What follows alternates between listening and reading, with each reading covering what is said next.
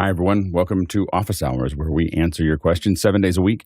All you got to do is throw those questions into Makana. You can ask questions there. You can vote on the questions. You can even chat about the questions there. If you don't know how to get there, go to officehours.global/join. Sign up there. You'll start getting emails, and you'll get a way to get into Discord, a way to get into Makana, a way to you get schedules, all kinds of fun stuff. If you aren't in any of those things, it's okay. You can ask questions at askofficehours.global. That's askofficehours.global. And there you can ask your questions, and we'll get them in the next couple of days. So just make sure that they're well-formed and technically based, and we'll get to them as fast as we can. All right, thanks so much. And let's go ahead and jump into the questions. Bill? First up is Douglas Carmichael this morning. And Douglas says, when using SoundDesk for internal audio routing within your Mac, do you use the SoundDesk Virtual Device to input audio to it, or do you use Loopback? And what would be the lowest latency? Nigel?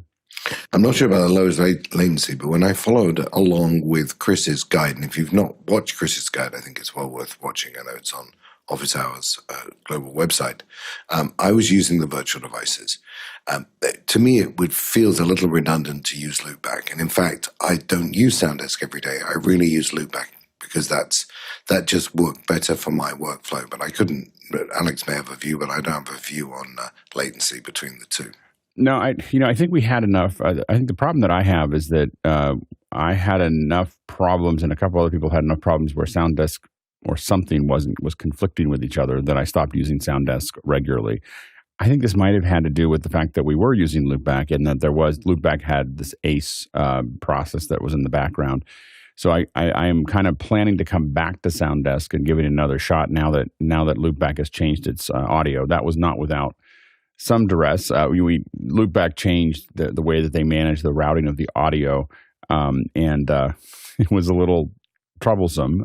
Nothing worked for a week, but they did get it fixed. So we think that everything's running now. So I plan to come back to SoundDesk. It feels so convenient that it's something that I want to do. I don't think that putting Loopback in the middle affects the latency in any way, shape, or form. Or anything that's perceivable by what we're doing.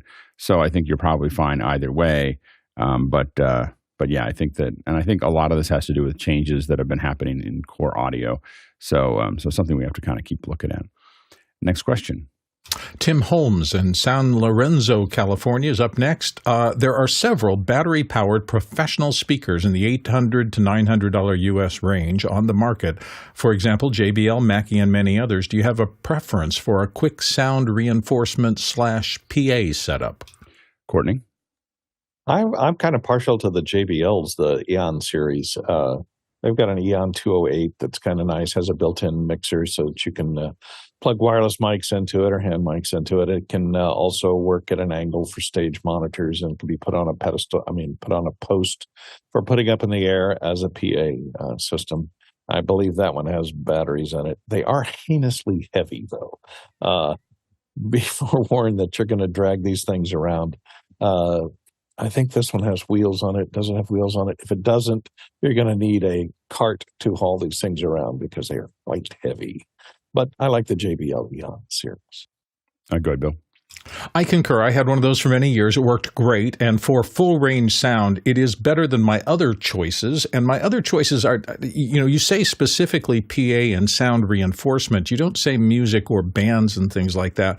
One of the areas you can take a look at, there's another company called Anchor that makes a lot of voice-only PA. It's limited in range, but they're very light. They're smaller generally than the full-blown music PA systems. So if you're not doing music, one of those kind of public speaking PAs can be a little easier to roam around with and still do a good job for particularly small and medium crowds. When you get into big PAs, it's a whole different kind of circumstance. But Anchor is what I would go to for pure speech, but Mackie and JBL, I've worked with both of them. They're fine units, and they're pretty musical too. So if you've got something like let's say somebody is a guitar player and wants to do small gigs, you see those JBL and Mackie systems all the time, and they're very fine, but they are very heavy. Courtney's right. I remember that anything is battery operated if you bring a large enough battery, or something like that. I wouldn't limit myself to something that is battery operated, just because I can almost always find somewhere to plug it in, or I can find some way to power it. Again, through a UPS, a larger battery system. These don't actually take up, if their battery will work, somebody else's battery will work. So controlling I'd rather have the battery, to be honest with you, external to the device, so that I could have two of them. It's a little easier to pack. It's, all those things. I'd rather not have it be part of that process. This is the one that I'm actually looking at, which I think is the one that everyone here is talking about. Mickey said +1 for the JBL Eon. This is the Eon here, and this is the one my daughter she's in a band. They're looking at being able to play outside, and so this is the one that I'm kind of looking at. So you can see that it all kind of comes in a package here, but it opens up, so that you can have all of the stuff, kind of something you can throw into the car, and then very quickly be able to open it up and set it up and make it go. So that I am kind of leaning that direction right now. Go ahead, Courtney. Yeah, one nice thing about the battery-powered ones, even if you run them off of AC primarily all the time, they all have AC power supplies, and they fail over to the battery. That's so true. That in the event of a power failure, some bozo unplugs you to plug his iPhone charger in, it will fail over, and you won't notice that you've been disconnected to the AC power. We were prepping all day in Chicago for this event, and suddenly the camera went black, and we were trying to figure out what happened. And we went over to that camera operator, had unplugged that camera. It was sitting on battery the whole time. During our rehearsals, because the camera operator had to plug in his phone. We were just like, so. Now the funny thing is that we weren't very happy with him, but after that, we always had a phone plug available to every camera operator. We complained about him doing it, but we were like, oh, we should probably make sure that that's sorted out, so there's no temptation there. So there's like, here's your output. So use this one. It was literally marked like, phone. so that way they knew where to put it. Next question. Paul Wallace in Cedar Creek is up next. Recent surveys have shown that the sector least affected by AI is the one that office hours represents, the audio and video profession. What do you attribute this to? Nigel? So I'm skeptical of anyone who says survey says without showing me the survey.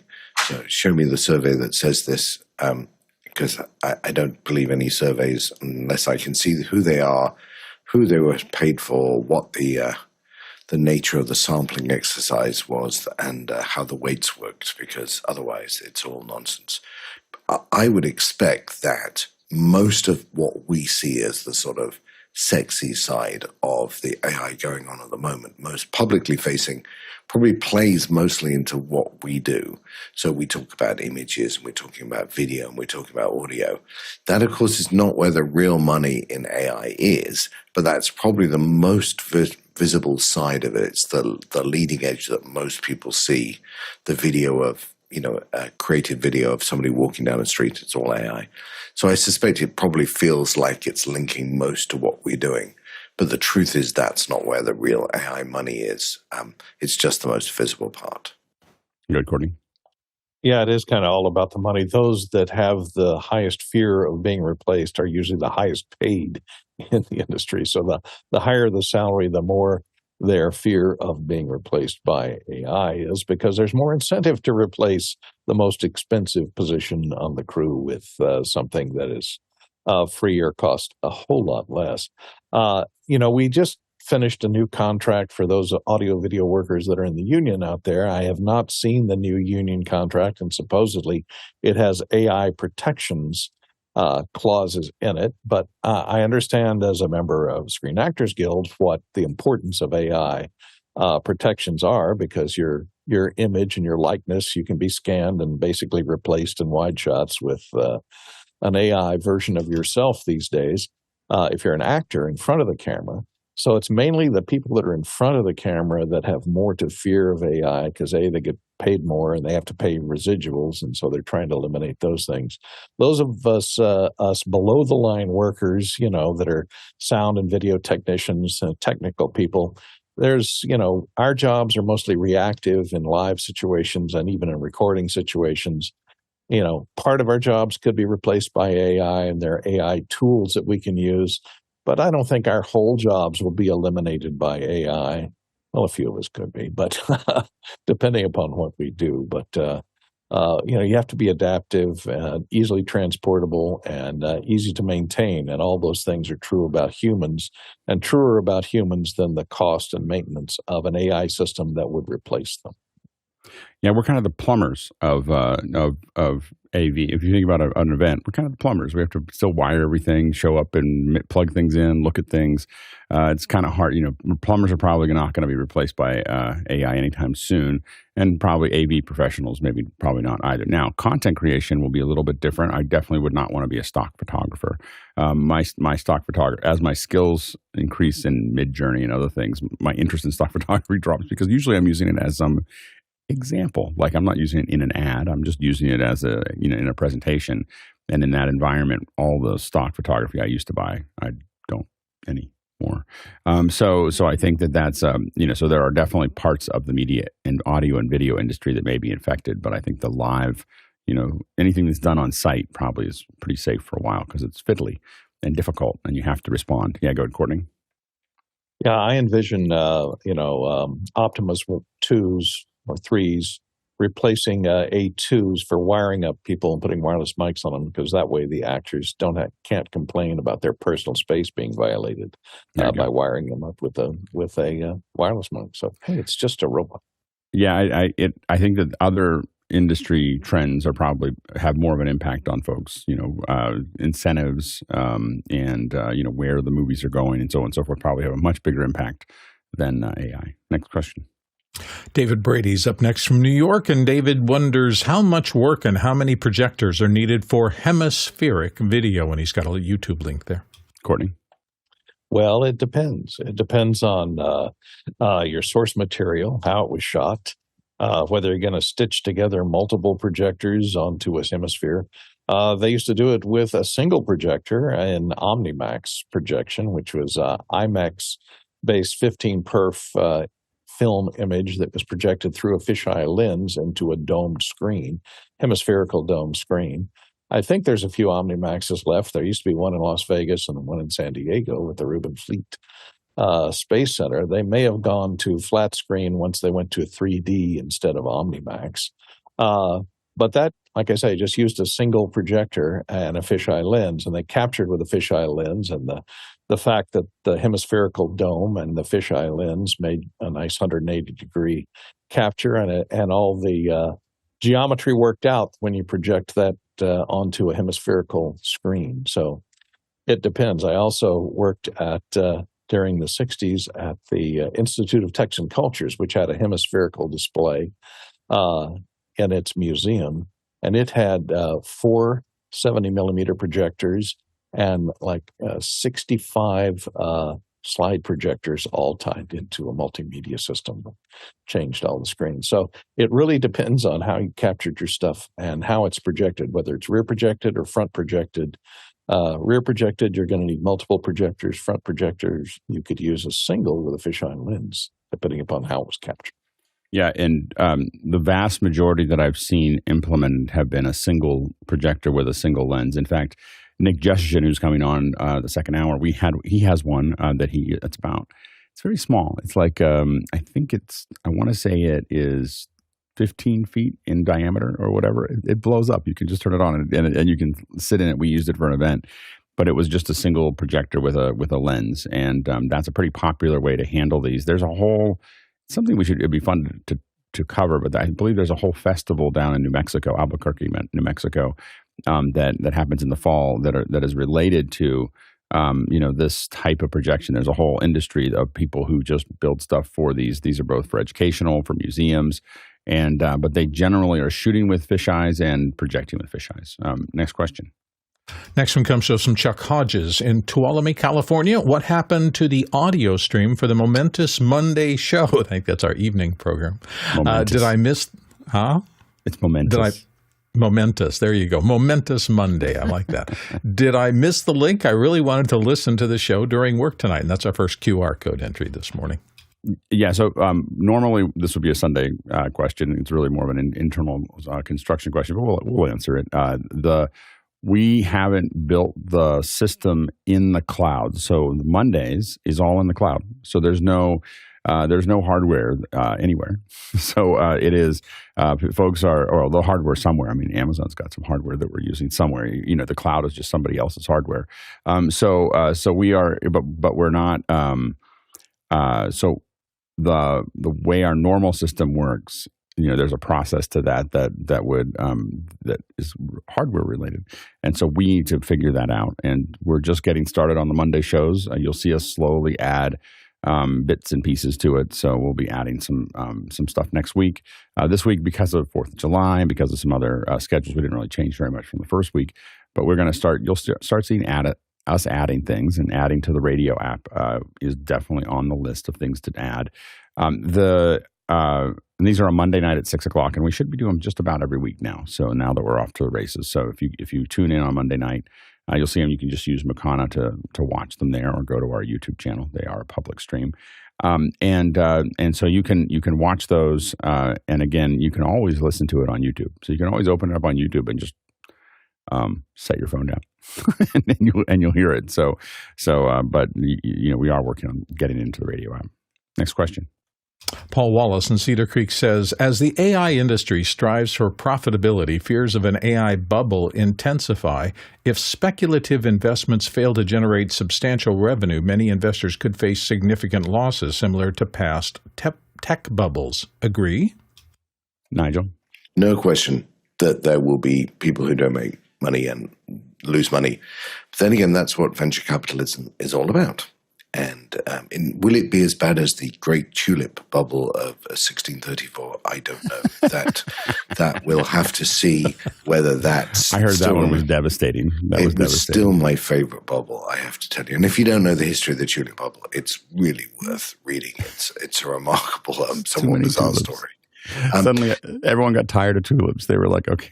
Enough. No. Enough of the tulips. Anyway, the reality is, and we've seen it through many techie bubbles, that the truth is some of these technologies are not going to be appealing. Some of them not going to work. Some of them are not going to be monetizable. And that's what this is all about at the moment. This is what a new frontier in technology is about. It's about exploring. It's about finding new routes. Some will be dead ends. Some will have mountains in the way we can't cross yet. And some will be very successful. And in the end, what you'll discover is 7 to 10 companies will make most of the money, and within whatever the period of time is, because we accelerate all the time, it'll be 3 to 4 companies. And there's an old adage in brand management that the number 1 brand makes all the money, the number 2 brand makes good money, the number 3 brand tends to break even if they're lucky, and the number 4 brand makes no money and in fact loses. So there will over time be a consolidation, but there's going to be a lot of money put on the table, and there's going to be a lot of money lost because we're just in the early stages of this world. Good, Courtney. Yeah, I don't think the bubble is going to burst just yet because they still haven't figured out how to make money off of AI that much. I don't think it's going to disappear because it's not just a fad display method or a popular song type or a popular based on a single fad type device or method. It goes much deeper than that. It's a whole paradigm shift in the way that tools can be created and applied, and I think, and it has applications across many different industries other than just the entertainment industry or the computer industry. I think now a lot of companies are working toward making it more profitable by reducing the cost of the computing that's needed to calculate the large language models. And as those processors that come out from NVIDIA that can process 10 times as much for half the amount of power, that the return on investment is going to get greater rather than lower. And so I think there's still going to be an attractiveness to get into that market and to build the infrastructure that's going to be the tools that run a lot of the software and hardware in the future through AI. So I don't think there's going to be that big a bubble. There may be a drop-off in popularity of generative AI or something because people get bored with the look of it.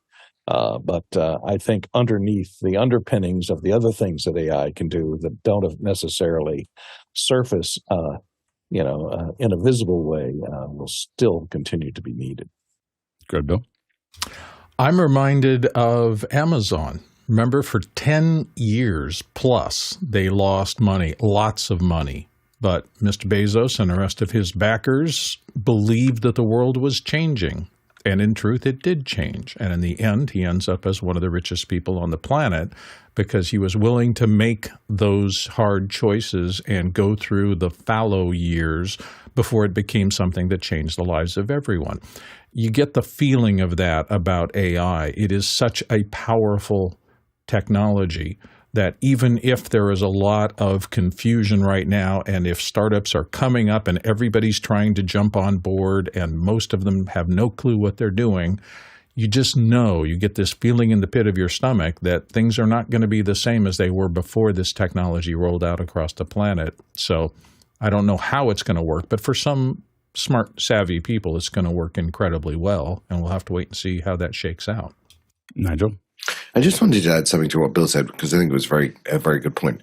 At the time when AWS launched, I worked for a company that was trying to get into that business. And what was so interesting about AWS was they said it's going to be $1 a minute per CPU or whatever it was. They came with the pricing.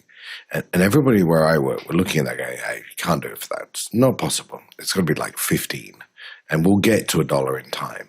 And Amazon were willing to lose the amount of money as Google were. It's exactly what Bill said, until the $1 a CPU a minute, or whatever it was, came true.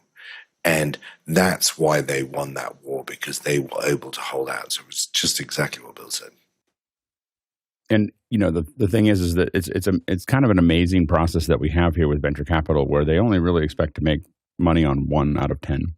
So they're like, so you're not, when you're presenting in front of someone, you think that that you have to make money with this. For them, you have to have a reasonably good chance of making money.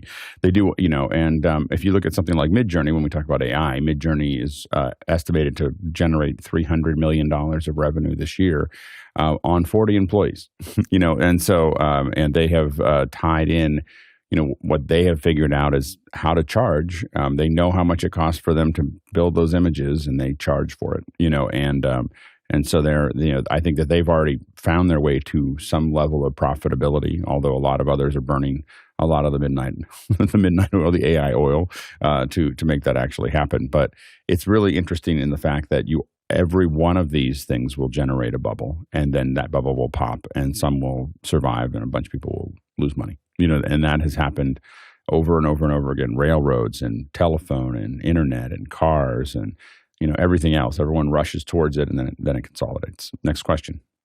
Next one comes to us from David Brady in New York. With the Paramount Skydance deal, the lines between tech and media blur further. Looking forward, what areas of both traditional media and emerging tech/AI will be the most viable going forward? Courtney.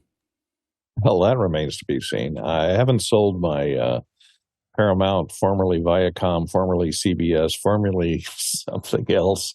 It kept changing names. They've changed the name of that corporation, that stock, like 4 times since I bought it. Now it's Paramount plus Skydance. It remains to be seen if it will remain profitable. But, all these mergers of media companies go on to try and consolidate to achieve a little bit more punch in the currently crowded streaming media landscape out there. Whether they have enough, Paramount has been around a long time and has a pretty deep collection of material that they can have in their media quiver. So perhaps Skydance can bring the technology and Paramount can bring the media to be a happy combination of companies to keep it moving forward. But all the big media companies are having trouble maintaining profitability in this more and more competitive market. Go ahead, Nigel. I think it was American Amusements or something before that, Courtney. So, because they were theme parks or something originally. I think it's absolutely fascinating to watch old media, which I think this is an example of, consolidate down to the point I made a few minutes ago of there's going to be 1, 2, 3 players in the end, and they're all fighting who they're going to be. And it feels a bit like steam train companies consolidating to me. that there is still a market for steam trains. It's a fairly small market. It's a very loyal market. It's quite a profitable market, but it's not growing. I think, Alex asked a question on Twitter yesterday. We discussed it a bit on Extra Hours around the future of streaming. And I think the reality is YouTube and, content creation and the variety and the ability to be served entertaining, informative, factual, whatever content in that model seems to be, I think, the future. So I think there'll always be a point where I want to sit down and watch Big Bang Theory, a couple of episodes at nighttime. And so I think there is a market for that, but I think we're going to watch those streamers consolidate as that market starts to become maybe 20% of the consumption of the total, rather than where they were 10 years ago, which is 80%. I think the future is in the YouTube world. The problem that Paramount had, along with Peacock and a couple other ones, was that they came out of the gate too late, and they just didn't have enough. They didn't have enough oil when they came out with their streaming service. And the problem with the streaming services is they would work, or they can be profitable, but you have to get to a critical mass very quickly. And most of the organizations haven't. There are some companies that don't need to. So Netflix is way in the front, so they need to, but they've got that scale that they needed. Apple and Amazon don't really need to make money. Like they have other things. So your Prime membership comes with lots of other things. People are paying for Prime. I wouldn't pay for Prime if it was a video service, but I pay for Prime because I order things all the time. so Amazon's making money another way. It's like, I like to call it the Kaiser Sose model, because it's always making more money than the job was worth. So so Apple, in the same way, sells hardware, and they don't need it to make money. And so those three have some key advantages to everyone else who is struggling because they just didn't reach critical mass. And the question is, can they? That's the big problem that they have. YouTube has an incredible. We were arguing yesterday whether YouTube is a streaming platform. And I don't see how it's not. I know that people don't agree with me, but I don't see how YouTube is not just another streaming platform. The only difference is they don't have to pay for all their content. And that is a really complicated, they have to pay for all the bandwidth, but they don't have to pay for the content. And that is a very different business model than everybody else's. And it puts them at a huge advantage to everyone else, is because they're not paying for all of that. And they have almost infinite verticals that they're going into. So rather than trying to figure out what narrative, they're letting the market decide what narrative is going to be popular or interesting or other things like that, because everyone's making content for it. And when it started, it was pretty schlocky looking. I mean, most of the YouTube stuff, but we told people early on, like I remember in 2005, 2006, they were like, well, YouTube looks horrible. I'm like, it's not going to look horrible forever. That's not how this works. Like, it never works this way. So people start making money at it, and it starts looking really good. And now a lot of the YouTube stuff, I'll argue, looks at least as good as broadcast. It's not all of it. There's definitely a lot of things that have quality problems, but I think and I think YouTube, and the reason I put that poll up was specifically to point out that YouTube is, like, we keep on talking about the battle between these different streamers, but quietly, while we keep on talking about Apple versus Netflix versus Max, YouTube just keeps getting bigger. Go ahead, Courtney. Yeah, one of the problems has been the consolidation or the pullback of intellectual property by the major studios that used to distribute their, when streaming first started, you used to be able to find Paramount movies on Netflix and Hulu and a variety of different streaming platforms, Amazon, in a variety of ways. Either it would go live streaming for a while, then it's pay-per-view, and then it's rentals. But then they, when they each opened up each of the studios, which were formerly just distribution sources, and licensing their intellectual property to other distributors, when they started their own streaming, then they pulled back all their intellectual property. Disney did this, pulled a lot of their films off Netflix, pulled a lot of their films off of other streaming platforms in a guise to pull people onto their own streaming platform. Well, if you want to watch Disney pictures, you're going to have to subscribe to us, So that caused a lot of stratification of distribution. And I think people are kind of fed up with that, of having to pay for 5 different streaming sources or streaming companies to get just the selection of movies they used to get on Netflix. And so I think there's a lot of fallout in that.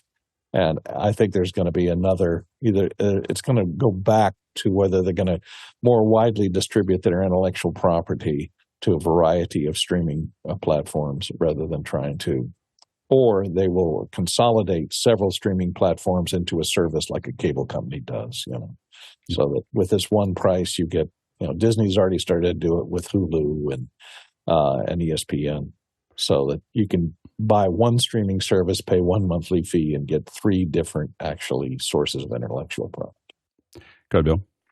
In my mind, at least, the difference between YouTube and the rest of those streaming things that we've been talking about is the subtle difference between push and pull. And in this respect, to me, YouTube and the rest of those are a relatively active viewing experience. I'm constantly looking for the next piece of content. They're relatively short always. I'm not watching anything that's an hour, half hour, 90 minutes on YouTube. Typically, I'm watching in small bites, which means I'm constantly interacting with it. When I go on to any one of the cable systems, and I'll talk about this in the next question and all, because I have most of them for business purposes, I really want to pull a piece of content and then sit and watch for an hour or an hour and a half or whatever. And that's a different function to me. It's a passive viewing experience. I enjoy them both. I want to have both available to me, but I don't really see one cannibalizing much of the other because of that active-passive difference. At least that's how I consume them. Somebody else may be different. I think that this has been actually pretty devastating for a lot of the cable networks that were not one of these big groups. And the reason for that is that they, everyone's dropping cable. I mean, the cable subscription model is dropping like a rock because people are paying for their internet and then they're just buying these individual services. They're a la carting, a handful of services that are giving them everything that they're watching. And, because I have YouTube TV and YouTube Premium, and then I have 4 or 5 other services. I definitely do not subscribe to cable, but that affects lots of little cable networks that were basically getting paid. So what happens is the model for those watching is that you get paid per sub or subscriber. So and the question is, all these little cable networks get 25 cents a sub, 50 cents a sub. So when you pay for your cable network, you're paying a little bit of a small amount. And it turns out you got all those channels and all that variety because of that little 25 cents every person added up. And that's why when you pay for your cable thing, their basic network might cost them $15 or $20, cut up into 25 cents and 10 cents and 50 cents. And then they charge more for the premium one because HBO was $8. I don't know what HBO is now, $8 or $14, and ESPN is another per sub. And so that was the model that they had before, which was great because everyone just paid Comcast, and Comcast then paid them, and they loved that. And what happened was when Netflix broke rank, they all realized, this is probably 2015, 2016, they were already talking about, we're all going to have apps. So the app development started in 2015, 2016. And the fact that they definitely started then.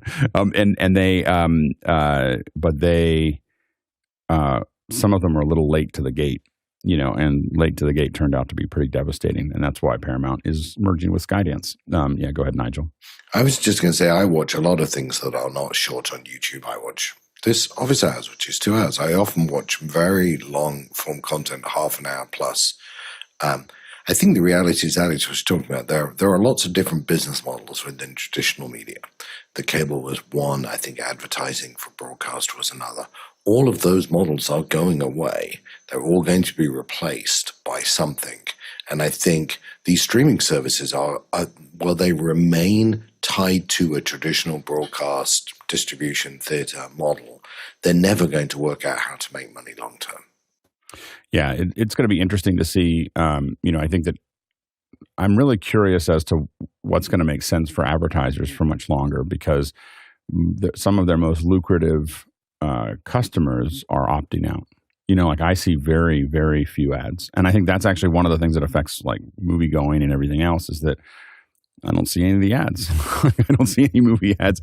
I see trailers pop up on YouTube, but that's about it, and And I think that that's a really a challenge for brands. It's a challenge for Procter and Gamble. I mean, it's a challenge for everyone of how do you get to people, because people are more and more paying to be insulated away from all of those things. It's going to be really interesting to see what the next 10 years looks like. Next question. Ryan Thompson in Houston, Texas has actually a related question. Is Skydance buying Paramount a good thing for the industry? Is more consolidation better? And has a link to a Variety story about this. Go ahead, Bill. Yeah, so this is what I was going to just say. So I'm in an unusual thing, and that is because I create advertising that goes on OTT and cable and the rest of that, I really have to subscribe to everything because my clients are saying, is the quality of what you're delivering to the station correct? So I have a business purpose to try to have access to everything.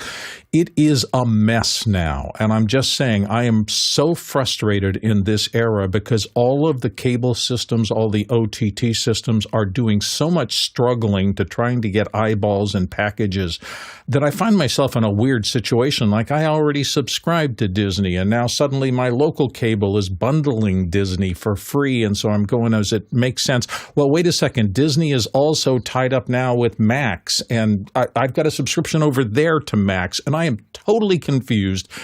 The industry has made this so complicated and they're desperately trying to get eyeballs to the point where they're making the experience a terrible circumstance.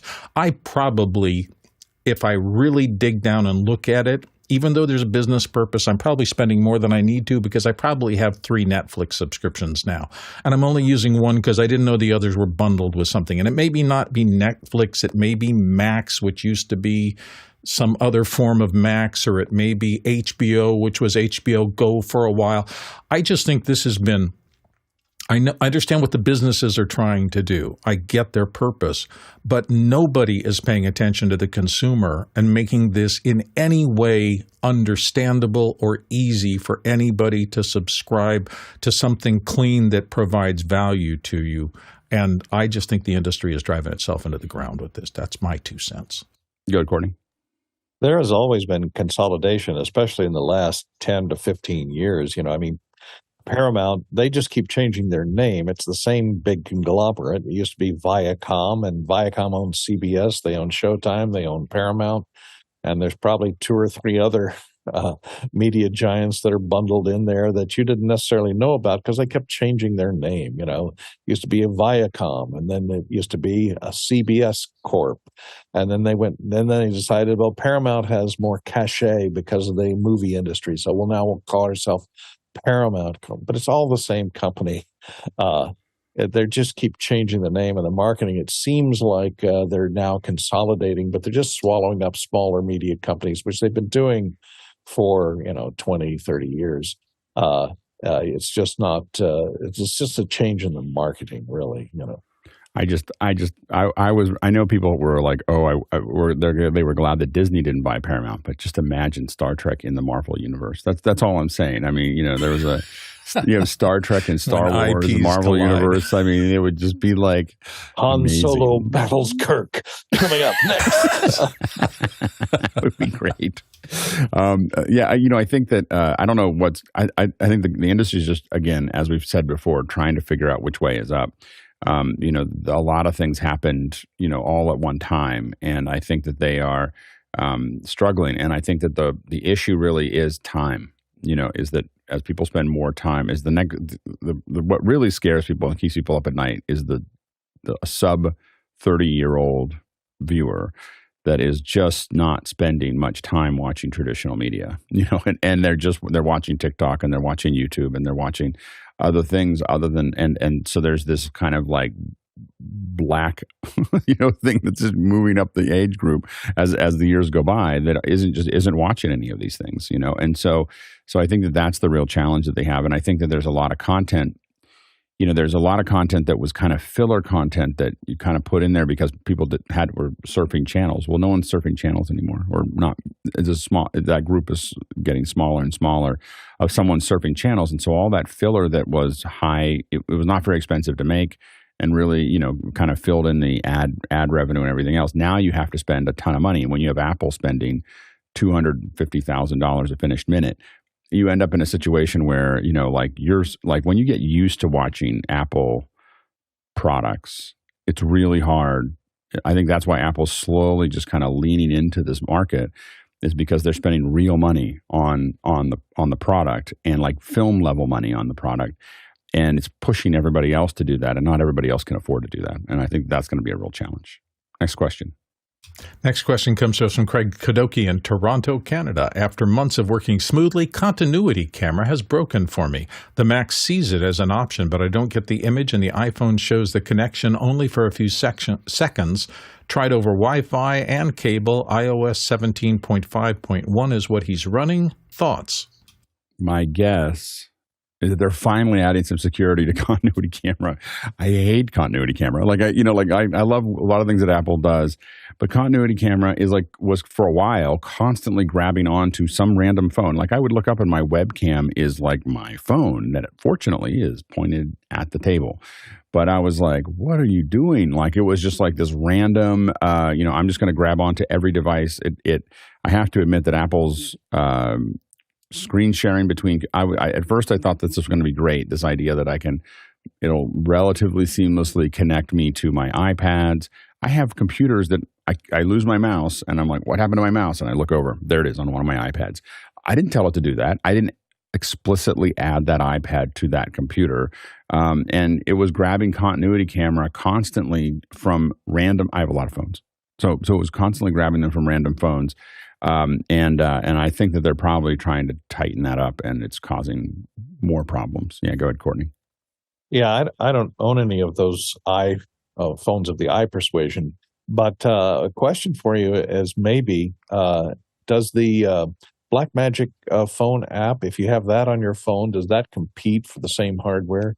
Do those two things, continuity camera and Blackmagic camera, compete for that same device? And maybe one's interfering with the other only if the try and Blackmagic steal it from the other if it's running in the background. It wouldn't compete with it in the background. It would only compete with it in the foreground. If you brought the Blackmagic camera forward, it might compete with it. But I don't think it would do it in the background. But I have to say that the continuity camera in general, to me, is, if you have one iPhone and one computer and one iPad, it probably works fine. If you have any more than that in one room, it's kind of chaos. So I think that's the issue that I think Apple's probably trying to solve, and it's probably not solved perfectly yet. Next question. Ryan Summerfield in Sydney, Australia is up next. Do you have any tips or tricks to encourage participants in a live streaming event to turn their cameras on? Currently, we're giving advance notice that it's a cameras on event, providing branded virtual backdrops, managers with cameras, and call-outs. Another QR code question. Nigel? Yeah, this goes to a lot of the culture of the event, of the organization, of what you're doing. So in a commercial organization, if the CEO, the senior leader, is doing or is on calls, when they are on camera, they encourage other people to be on camera. But it's really hard to do in an event where the person thinks they are just a passive receiver of the information. You've got to turn them into someone who's actively involved in the conversation. There has to be a benefit to them for being on camera, whether that's showing them, whether it's motivating them with backdrops. But if they're just a passive receiver, they won't do it. The other thing I'll tell you is, despite our community, which is very knowledgeable about Zoom, I often come across people who don't really know how to use it and don't know that everybody else is on camera because they're stuck on a view which might be speaker only. They don't see necessarily the gallery. So also spend some time explaining and making sure that people know how to use the tools you're giving them to achieve the benefits you want them to get. Courtney? Well, you make rules. Like one thing that our union meetings, we used to have to be in person. Then the pandemic came along, and we had to actually change the bylaws of the international unions to allow hybrid meetings because of secrecy and that kind of information. So they made a whole new set of rules that said if you can participate in a hybrid Zoom hybrid meeting, that you must have your camera on. Your camera must remain on the entire amount of the time, and you must be on camera. So those are the rules. Otherwise, you're kicked out of the meeting. So you won't be able to even listen to the meeting or observe the meeting or the live event unless you agree to those rules. and you have to keep your camera on, and you have to prevent anyone else from being in the frame other than yourself. And you have to make sure that you're listening on headphones so that nobody else in the room can overhear what's going on in the meeting. So you just establish rules like that, and if you don't abide by those rules, you're kicked by the moderator out of the meeting, and you won't find yourself being able to participate at all or even understand what's going on in that particular event unless you abide by those rules. Yeah, I think that the first thing that I would do, given your question, the first thing I would do is get rid of the virtual backgrounds. People hate those. Like there's a lot of people that hate them, and they won't say that because it's very uncorporate or whatever, but they won't turn their camera on either because they don't want to be sitting there poorly keyed over a virtual background. Virtual backgrounds are just horrible. They're just horrible things to put behind people. Like they don't key correctly. People look dorky in them. The black levels that are different even just on broadcast, virtual backgrounds look bad. I was just watching something last night and, it's just an interview with CNN and the guy is softer than the background. And you're like, okay, well, someone didn't really think that out. So the first thing to do is get rid of the branded virtual backgrounds. They're a horrible idea. No one should use them. You should just throw them away. Like they are just the. Except for step and repeat. Alex loves step and repeat. Gosh, yes. That is the digital version of step and repeat. It's the digital version of step and repeat. It's just the most horrible, it's just throwing up on the screen, I've been in events and people will say, hey, here's our background. And I'm like, no, thank you. I'll say, and everyone else will have it. What's funny is that I'll say, well, what do you want to show with that background? And I said, and they'll give me the logo, and then I build a nice little overlay on my switcher. I put it over top of it, and then everyone's like, "Oh, that looks really nice." It's like it looks much nicer than the virtual backgrounds that we're using. I'm like, "Yeah, it does." Yeah, and so that's how. So I try to play along as best I can, but I'm not going to put that trash behind me. And so the thing is that it's just trash. So that's the first thing is that, the second thing is that there are companies during COVID that spent a lot of money, anywhere from about $500 to $5,000. I don't think I can name the companies, on everybody's online kit. So if you were just someone showing up at meetings, you got a $500 or $600 kit. If you were a manager, you got a $5,000 kit. And they sent that all during COVID, and they definitely have a much higher. I was talking to someone about this a couple months ago. They have much higher camera usage because people have good cameras and they've got some lighting and they sound okay and they look okay and they feel better about themselves. What you don't want is people to feel bad about themselves when they turn on the thing. So, and then you just got to decide. You may decide, well, we can't afford that. Well, then that's the choice you're making. But you have to understand that having people feel comfortable is why they open up the cameras, and so them feeling uncomfortable the whole meeting will not achieve a great meeting for you. It just has everybody feel uncomfortable. So using brute force, methods to try to get them to turn it on, what you want to do is figure out what's stopping them from turning it on. And maybe it's just having conversations with people who don't want to turn on their cameras or polls or whatever you want to do, surveys to figure out why they're not turning on. But I bet you virtual backgrounds will come up pretty high on that list. Not having a good place to do it, not having a good lighting or a good camera, having other things going on in the house. There's all kinds of things that could be. I'm not actually in California. I'm actually in Honolulu. Those are all things that will keep people from turning their cameras on. But I think that and then interactivity. If you're talking more than 10 minutes in a row, you're probably doing your meeting wrong, and that's in physical or virtual. You want to stop all the time and interact with your audience and have them doing something with them. But if you're talking more than, I know that everyone does it. They're like, oh, I always go to meetings with 45 minutes of talking. Yeah. We've done a lot of research on that. And, sit in the back of the next seminar that you're in and just watch people. I do it all the time because I always sit in the back. You know why I sit in the back? It's because I'm doing something else. like I'm sitting there, I open up my laptop and I'm checking email and I'm kind of listening out of one side ear while I'm doing a bunch of other things. Why? Because people talking on stage moves too slow. People talking on stage is not a fast enough generation of information for most people to just sit there and listen to. You have to be exceptional at what you do. Top 0.5%. it's much easier just to answer questions, than it is to present for 45 minutes, which is just a disaster. Next question. Andrew Edwards in Columbus, Ohio is next. After 8+ years of iOS engineering, I'm excited to explore 3D renders and assets. Would you recommend Blender or some other tool to get started? Looking to render my vehicle and eventually 3D print it and assemble it. Thanks. Go ahead, Courtney.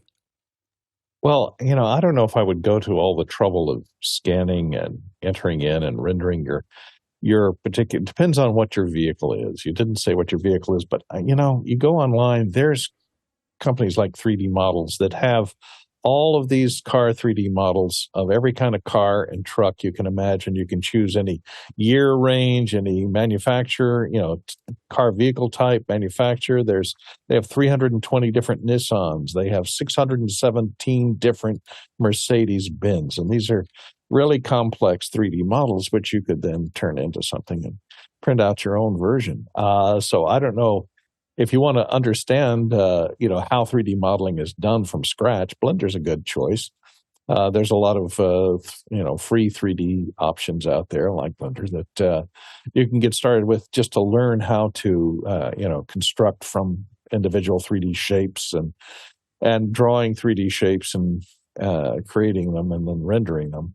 But if you want a comprehensive vehicle display, you can buy them online for, under $200.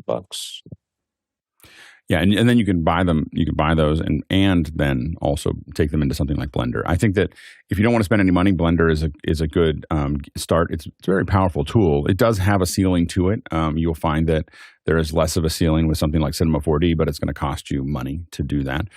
If you, by the way, if you're watching this and you're a student, just remember that Cinema 4D is $10 a year for students. so if you're going to school somewhere, it's very inexpensive. If you are not going to school, then it's more expensive. $100 the whole thing is like $100 a month or something like that. So it's not inexpensive there, but you're going to have less of a ceiling with Cinema 4D. And then there's those other specialties like Maya or Houdini or other things like that you probably don't need to jump into if you're getting started. So, but the two that I would probably consider the most would be Blender for free, Cinema 4D for it's widely used, especially in the broadcast industry, and the tools are probably a little bit more mature and a little bit more developed. But Blender is a very, very powerful tool, and you can do just about everything that you need to, and a lot of people do some great stuff in them. I find Blender a little bit more work than Cinema 4D to get the same thing out, but it's definitely possible.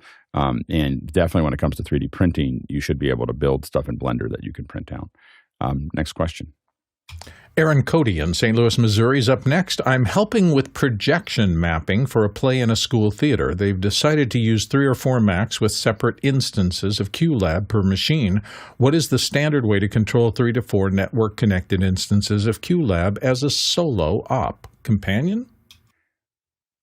Yeah, I think that the 3 or 4 Macs with a separate instance of QLab per machine, I think you'd have to coordinate those machines. I mean, it's definitely not the way I would approach this. I mean, I think Mickey's asking the same thing. Why use multiple Macs? I would just do it with a single powerful machine. I mean, I definitely think that you would, if you could, I'd try to figure out what the reason is for doing this in a separate machine. You could probably, for instance, have a Mac, if you have 4 Macs, I guess you could use 3 or 4 Mac Minis or 1 Mac Studio, but the Mac Studio should be able to run 4 computers, 4 outputs, depending on what resolution. So maybe you're trying to do a really high resolution, but for a school theater, it seems like you're probably mapping 1080p signals out. So let us know if you're doing 1080p or 4K. But you should be able to, the studio should be able to power all of that. If you're using maybe old Macs, I guess you could use, Tlaloc said to use OSC show control. So that's the thing you might probably want to look at there, but it would be, complex. It's much less complex to use 1 computer than 4 in this case. Next question. Douglas Carmichael's up next. Cloudera talks about using LLMs to conversationally query business data. Do you think it will catch on broadly? And he's got a link there to an article about that. I definitely think that conversationally querying everything is coming. Being able to say, hey, I just need to know how to, I'm already using it for things that's not nearly as profitable as business data. I just ask it, how do I do this? I did something the other day. I was like, we were trying to figure something out in the yesterday for in Vector, and I just said, how do I add audio delay to an input in a TriCaster? And ChatGPT was just like, here you go. And a minute later we were delaying audio. And so it is. So I think that just conversationally asking for just about anything is coming for everything. We're no longer going to be caught up in nearly as many prompts as we have been in the past. And when I say prompts, I mean even just how you search for Google. We used to joke that it's not what you know, it's how well you Google and how well you know how to structure your queries and so on and so forth. And now that's going to get easier and easier and easier. Go ahead, Nigel. There's a famous example, I think it was a UK supermarket that learned that by looking at their cash data from the checkouts, that if they put beer next to nappies on Saturdays, they sold more beer. Because Dad would go out and buy the nappies or the diapers or whatever you want to call them and would buy more beer. And so there are all sorts of commercial examples, particularly in retail and other places, where the ability to ask questions, using natural language, hey, how do we sell more frozen fish? What else do people buy? That sort of conversational, which you can code into queries and you can build expert systems to do. But it's much faster if you could have a conversation with a large language model that would actually do that type of analysis for you in real time and give you better answers. Go ahead, Courtney. Yeah, I think data mining has always been a major business tool and asset. And these days, if you can now do it with English language queries for multi-key queries, you can just say, okay, show me all the women approaching retirement age that are in Milwaukee, our Milwaukee office that have been there for more than 20 years. Those are like 4-key searches, and it can construct the search and parse that question and create a search and return an answer quite quickly. So data mining, it's invaluable for us. I have there's someone I was working with as a collection of books, and they just pushed a stable diffusion towards these books, like 50 books or something like that. And you can just query it by going, what is this? How does this work? Or what does this look like? And it just gives you back an answer. And then it gives you a reference to every part of the books that talked about that. It's kind of amazing. like I just have to say, like it is, and your ability to learn. I mean, the one thing that's interesting is that if you are doing something that's fairly rote, you're in big trouble, because there's going to be a lot of people like this is going to replace most of what you do. If you're a thinker and you're willing to use AI and you're willing to ask, you're willing to just ask questions. I mean, I feel like the rate of my knowledge acquisition has grown exponentially in the last year because I sit there with ChatGPT and I said other things, and I'm just constantly absorbing information, and I don't need it to be verifiable evidence of something. I just need it to be, I need to be pointed in the right direction. I'm going to clearly figure that out whether it's verifiable or not by doing it. But I just find that the speed at which I'm doing things is just dramatically changed. And it's an amazing technology that I would highly recommend not letting it go past you. Learn how to use it. Next question. Next question comes to us from Paul Kovacs in Elkhart. I'd like to know Alex's setup for a one-click system to turn on or off everything in the studio. Outlets used, FX30 in sleep mode, and so forth to watch out for.